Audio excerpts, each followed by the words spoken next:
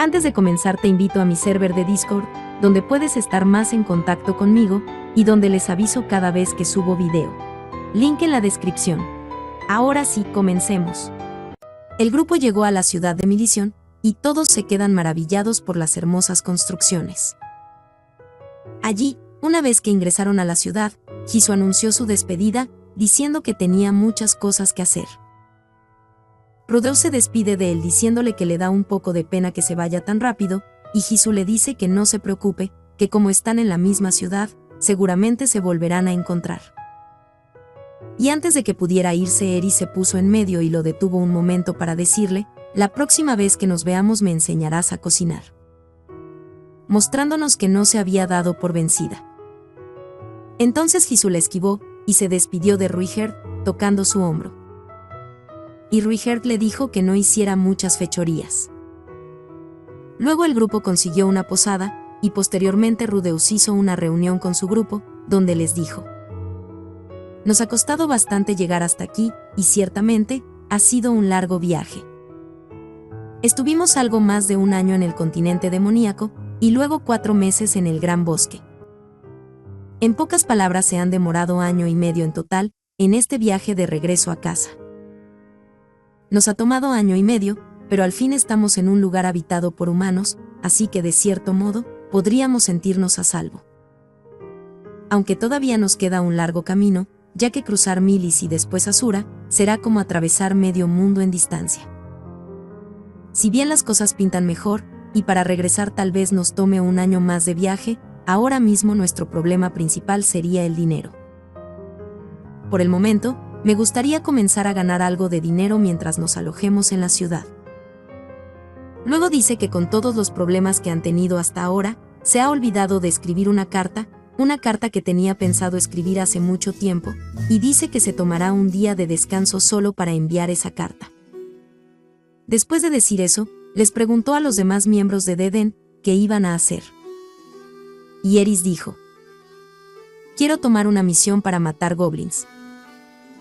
Los goblins en este mundo eran una de las razas de monstruos más fáciles de derrotar, así que Rudeus le dice que está bien, ya que Eris ha luchado contra monstruos de clases mucho más altas en el continente demoníaco. Luego Ruiger dijo que iría a visitar a un conocido, y les contó que era un guerrero. Finalmente el grupo se puso en acción y los 3 partieron en direcciones diferentes. Rudeus fue a comprar tinta para escribir su carta, y mientras también averiguaría los precios de las cosas en la ciudad. Y en medio de su búsqueda encontró huevos. Huevos frescos, cosa que en el continente demoníaco era muy escaso, además de carne fresca y pescado. Y se le ocurrió preparar un plato típico de su mundo, llamado Tamago Kake Gohan. Este plato japonés consistía en un bol de arroz muy caliente al que se le agregaba un huevo crudo encima, que se cocería lentamente con el arroz. Este plato a veces se combina con salsa de soya, lo que hace que se parezca a la comida china que nosotros conocemos. En fin, Rudeus extrañaba mucho esta comida, y se puso a buscar un plato parecido en esta ciudad, pero no encontró ninguno. Y juró que algún día encontraría un lugar que venda salsa de soya. Y aquí, haciendo spoiler, casi al final de la novela lo consigue. Luego pensó en lo que iba a escribir, ya que desde hace mucho había querido escribirles cartas a Paul y a Sylphie. Él quería contarles lo que vivió durante todo este tiempo, cómo cayó en el continente demoníaco, cómo conoció a la emperatriz demoníaca Kisirika, cómo viajó por medio continente acompañado de un Supar, y cómo vivió 3 meses en la aldea feral de los Dorudia. Eran cosas muy increíbles, y supuso que no le creerían todo lo escrito, sobre todo el hecho de que esta emperatriz le regalara un ojo demoníaco. Y luego pensó en Gislaine, diciendo que ella estaría bien sin importar el lugar en el que cayese. Además, el pensar en Gislaine le hizo pensar en los Bóreas, y dijo: seguro que Sauros está bien, él podría sobrevivir en cualquier lugar en el que cayese con sus gritos. ¡No me duele! ¡Me quema! ¡Me lastima! Y mientras pensaba en ello, 5 maleantes comenzaron a avanzar hacia Rudeus a través de los callejones. Uno de ellos traía una bolsa donde claramente se podría notar que estaban secuestrando a una chica. Rudeus no quería meterse en problemas, así que dejó que pasaran por su costado. Pero luego su espíritu de la justicia lo hizo actuar, así que luego de pensárselo mucho decidió perseguir a estos maleantes para rescatar a esa niña que estaba siendo secuestrada. De este modo comenzó a seguirlos a escondidas, para que en un momento dado pudiera liberar a la chica. Y así lo siguió hasta su guarida, en donde improvisó una máscara usando ropa que encontró a la mano. Entonces se presentó y lanzó una bala rocosa, siguiendo su lema que decía: el primero en atacar siempre gana. Luego noqueó a todos en el almacén, tomó a la chica, y se dispuso a huir, pero los malhechores seguían llegando, y aunque los vencía, parecía una lucha sin fin. Sin embargo, aunque eran muchos, ninguno estaba usando magia, así que no eran rival para Rudeus, que los alejaba usando sus balas rocosas. Pero en ese momento, el líder de este grupo apareció. El líder había estado tomando en el bar del frente, y cuando vio al mago, lo atacó. Lo extraño era que aunque éste estuviera borracho, sus técnicas parecían haber mejorado. En pocas palabras, el que estuviera borracho no suponía ningún problema. Tanto que Rudeus tuvo que usar su ojo del futuro para ver y esquivar sus ataques. Algo era extraño con este sujeto, y de alguna manera su estilo de combate le parecía familiar. Pero justo en este momento no tenía tiempo para ponerse a recordar nada. Entonces el espadachín borracho expresó: «Hey, ustedes dos, ayúdenme, este chico se mueve como si pudiera predecir mis ataques». Y usando a sus compañeros, y una técnica de espada propia de él mismo, creó una oportunidad donde rozó la cara de Rudeus, y terminó cortando la prenda que cubría el rostro de Rudeus, lo que lo hizo mostrar su cara. Al ver su cara, el extraño dijo: «No puede ser, ¿eres Rudy?». En ese momento Rudeus se dio cuenta que había estado peleando contra su propio padre. Entonces sus pensamientos fueron: en mi primer reencuentro con Paul Greirat tras tantos años, pude ver cómo sus pómulos se habían vuelto huesudos, tenía unas ojeras enormes, y la barba descuidada, al igual que su pelo, le olía el aliento a alcohol, y su cuerpo estaba en pésima forma. Nada del hombre que tenía enfrente se parecía al Paul que recordaba. Luego el siguiente capítulo nos cuenta lo que pasó con Paul durante este año y medio. Después del incidente de la teletransportación, Paul despertó en una pradera, cerca de la aldea natal de Lilia. Él recordaba este lugar como el sitio donde aprendió a usar la espada, y recordó cómo odiaba este lugar, ya que él había escapado de casa, porque en el sitio de los nobles todo tenía que ver con rangos. Rangos superiores e inferiores, y cómo se debía actuar al respecto. Y este comportamiento no era algo que Paul pudiera aceptar. Además tuvo recuerdos de cómo venció al tipo del dojo donde entrenaban, y cómo terminó escapando del país, para evitar ser perseguido por los enviados de su padre. Él odiaba a su padre porque nunca aceptaba ideas contrarias a lo que pensaba, y escapó del lugar luego de abusar de una de sus sirvientas. En ese momento sus pensamientos fueron interrumpidos por una voz que le decía: «Papá, ¿dónde estamos?». Se trataba de su hija Norm, la cual tiraba de su ropa, con miedo. Y eso lo trajo a la realidad. Él pensaba que estaba en medio de un sueño, pero esto lo hizo darse cuenta de que esto era real. Hace poco él había estado conversando con su esposa Zenith, y cerca de ellos Lilia estaba dándole clases particulares a su hija Aisa. Todo era paz y tranquilidad, hasta que esa luz que cayó desde el cielo nos envolvió a todos. Y después de eso él apareció en estas praderas. Él ya lo había recordado todo. Y cuando vio a sus alrededores, no había ni rastro de sus esposas. Entonces lo entendió, esa luz lo había transportado junto a su hija Norm. Luego recordó que esto era similar a una trampa de teletransportación, un mecanismo que había visto alguna vez en sus aventuras cuando era joven. Y recordó cómo esa vez junto a su grupo fue salvado por el Inalice, ya que el maldito mono que los acompañaba no detectó esa trampa de teletransportación. Una aclaración aquí: en esta parte nos confirman que en el pasado Paul formó parte del grupo de Hisu, junto a el Inalice, y precisamente Hisu, a quien llamó el mono, no le advirtió de esa trampa de teletransportación. Luego Paul analizó la situación y se dio cuenta de que no había escuchado a nadie recitar un hechizo, así que esta teletransportación debía haber sido iniciada con alguna clase de objeto antiguo. Y dijo que el uso de este tipo de objetos era ilegal. Entonces decidió ir a la ciudad más cercana junto a Norm. Por suerte siempre traía una moneda de oro en la funda de su espada, así que el dinero no sería un problema. Después de todo, él cargaba su espada todo el tiempo, y el único momento aceptable para dejar su espada a un costado era el momento en el que estuviera con una mujer. Luego, cuando llegó a la ciudad, tomó una misión de transporte de rango E, una misión muy simple para él, ya que Paul era un aventurero de rango S. Gracias a eso tenía un caballo, con el que podría regresar a su pueblo. Y aunque sentía pena por el cliente, ya que no iba a cumplir su misión, decidió que volver a su pueblo y garantizar la seguridad de sus esposas era más importante. En pocas palabras, solo tomó la misión para obtener un caballo, y luego de eso se iba a ir directo a la aldea Bañe. Él sabía que podría perder su licencia de aventurero por estas acciones, pero no le importaba nada, ya que hace años había decidido dejar de ser aventurero. Sin embargo, cuando llegó al lugar, no podía creer lo que veía. Toda la provincia había desaparecido. ¿Dónde estarían su esposa Zenith y Lilia? ¿Y si ellas no están, qué habría pasado con sus hijos? ¿Rudeus también estaba desaparecido?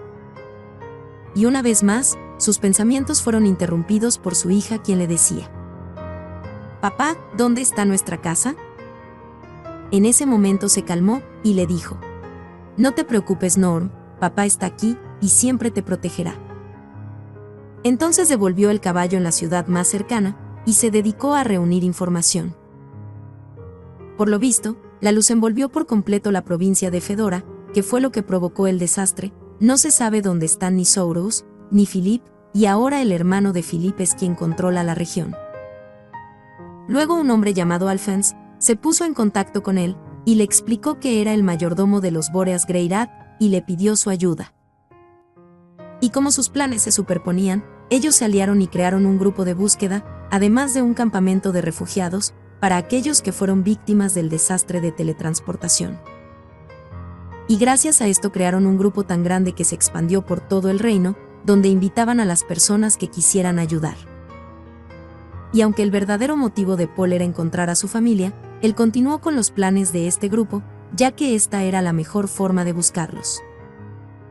Después de todo, los grandes nobles no movían un dedo para buscar a sus ciudadanos perdidos, así que él tendría que hacerlo. Lo bueno es que Alphonse trabajaba bastante y logró recaudar muchos fondos para su búsqueda. Aquí una nota: tal vez no se hayan dado cuenta, pero Zenith está perdida y no se sabe su paradero. Ese dato es muy importante para toda la novela, así que recuérdenlo. Su organización creció tanto que hasta podría compararse con toda la gente de un país. De este modo pasaron 6 meses, y ahora Paul estaba en Milis, en donde también ayudaba a la gente, sobre todo porque algunos de los desaparecidos habían sido atrapados por traficantes de esclavos. O sea que los habían esclavizado.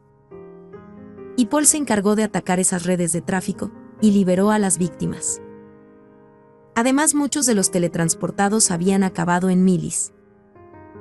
Y ya que estaba en esta ciudad, la ciudad natal de su esposa Zenith, decidió pedir la ayuda de su familia, ya que no perdían nada intentándolo.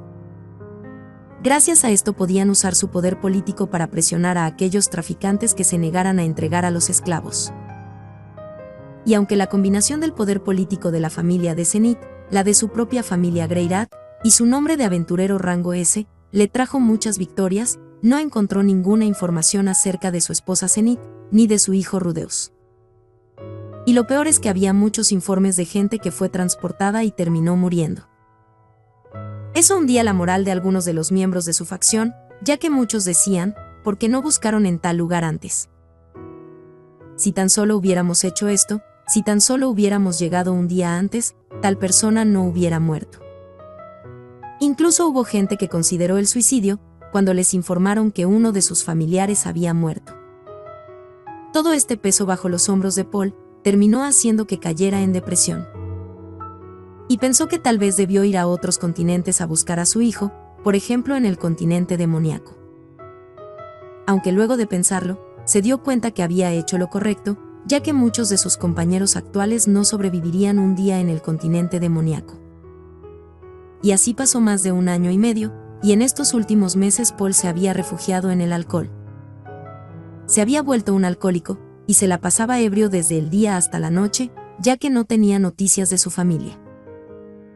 Y es que este era su medio de escape, ya que si no se emborrachaba, se despertaba en medio de la noche con pesadillas en las que veía como su familia había muerto. Y estaba a punto de volverse loco pensando: ¿por qué estoy aquí? ¿Qué hago en esta ciudad, cuando debería estar buscando a mi hijo en los lugares más peligrosos? Al final, no encontré a ningún miembro de mi familia. Menuda mierda de padre soy. ¿Por qué coño acabé siendo alguien tan inútil? Como si me hubiera estancado siendo un niño, incapaz de madurar hasta el fin de mis días. Finalmente todos se alejaron de él. Después de todo, la organización funcionaba sin su presencia. Sin embargo, existían excepciones. Aun cuando estaba borracho, Norm se acercaba a él y le hablaba alegremente. Y entonces otro pensamiento surgió en su cabeza. Norm es la única familia que tengo, la persona más importante para mí en todo el mundo. No me queda nadie más. Ahora lo recuerdo, ese fue el motivo por el cual no fui a Vegarito, ni al continente demoníaco. Si no fui es porque Norm me acompañaba. ¿Cómo iba a abandonar a mi pequeña de 4 años? Jamás podría dejar atrás a mi pequeña para viajar a un lugar en el que podría morir. En ese momento, mientras acariciaba a su hija, fue interrumpido por las palabras de uno de sus subordinados, que venía a decir: «Jefe, tenemos problemas, venga a ayudarnos». Seguro son esos malditos nobles, ya les explicamos que esos a quienes han esclavizado son gente del incidente de la teletransportación, expresó. Paul creía que el atacante era parte de esos nobles, así que fue al almacén donde parte de su organización había permanecido oculta hasta ahora. Entonces preguntó: ¿quién nos está atacando? Y le respondieron: es solo un niño, pero ya ha acabado con la mitad de nuestras fuerzas. Maldita sea, debe ser un hobbit, o un enano, expresó Paul. Y pensando de esa forma, fue a hacerle frente. De este modo nuestras dos historias se unen, y allí es cuando Paul se da cuenta de que quien los estaba atacando era Rudeus, y que probablemente todo lo que estaba pasando era un gran malentendido. Ya que la chica que estos sujetos traían, seguramente era una esclava que iban a liberar, y el grupo no era de malhechores, sino que se trataba del grupo de rescate de Paul Greirat. Y hasta aquí lo dejamos por hoy. Espero te haya gustado este resumen, y como siempre te recuerdo que en la descripción está la lista de en vivos donde he leído toda la novela, y donde puedes adelantarte a mí, viendo el en vivo 6, que es el que continúa a este resumen. Recuerden que tengo más de un canal, así que sígueme en ambos. El primero es Yuya Onichan, y el segundo es Yuya Onichan GX, todo junto. No olvides dejarme tu poderoso like y comentar, ya que gracias a ese apoyo, es que puedo seguir trayéndote este contenido que tanto nos gusta. Y sígueme en todas mis redes sociales, que dejaré en la descripción. Eso es todo, nos vemos en el siguiente. Se despide tu amigo y buen vecino, Yuya Onichan.